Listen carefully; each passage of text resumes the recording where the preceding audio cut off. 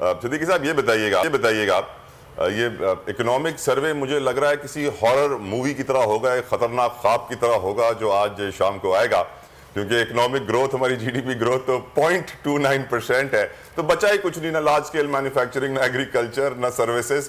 آپ سر کیا ایکسپیکٹ کر رہے ہیں؟ بہت شکریہ آپ کا۔ میں آپ سے بالکل واضح طور پہ بتا دوں کہ یہ جو تخمینہ ہے کہ 0.29 شرح نمو ہے، یہ شاید صحیح نہیں ہوگا، اور میں پوری ذمہ داری سے کہہ رہا ہوں یہ منفی چلا جائے گا، کیونکہ یہ مارچ تک کے تخمینے ہیں ان کے۔ حکومت یہ کرتے ہیں تخمینوں میں تھوڑی سی ڈنڈی مار دیتی ہیں اور کہتے ہیں جی پھر تو یہ ہوگا -2 کے قریب، نمبر 1 تو۔ لیکن پریشانی کی بات یہ کہ کوئی ایک ہدف بھی حاصل نہیں ہوا، کوئی ناٹ اے سنگل، اور بہت سے اشاریے جو ہیں وہ مزید خراب ہوئے۔ ٹھیک ہے، آپ ذمہ داری بہت ساری چیزوں پر ڈال دیں، لیکن کچھ سوالات تو پھر جواب دینے ہوں گے۔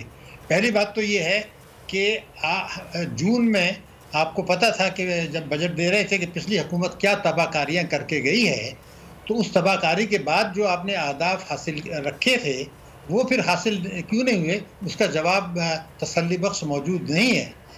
مثلاً بجٹ میں یہ لکھا تھا کہ 3000 ارب روپیہ کی ٹیکسوں کی چوری ہو رہی ہے، ہم اس کو روک کے یہ آمدنی بڑھائیں گے، یہ بالکل واضح طور پہ تقریر میں لکھا ہے۔ اب اس کا کسی چیز سے کیا تعلق ہے؟ جہاں تک اعداد و شمار ہیں، ہماری ٹیکسوں کی چوری بڑھ گئی، تو اس کا مطلب یہ ہے کہ نہ اس کا یوکرین سے تعلق ہے نہ فلیٹ سے تعلق ہے۔ چوری بڑھی، کیوں بڑھی؟ جبکہ آپ نے 3000 ارب روپے کا ٹارگیٹ رکھا تھا۔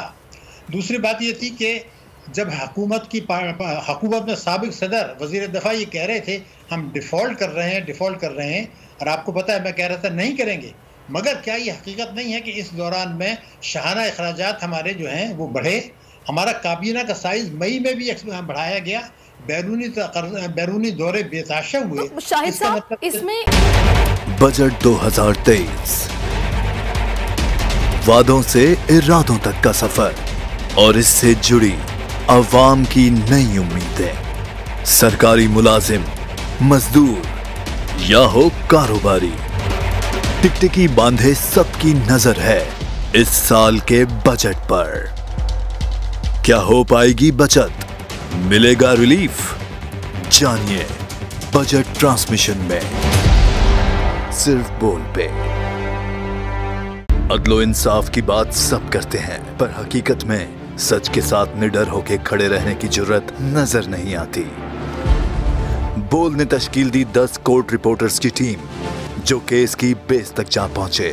پینل پہ صفحے اول کے legal experts, court round up Neelam Arshad کے ساتھ، صرف بول پہ۔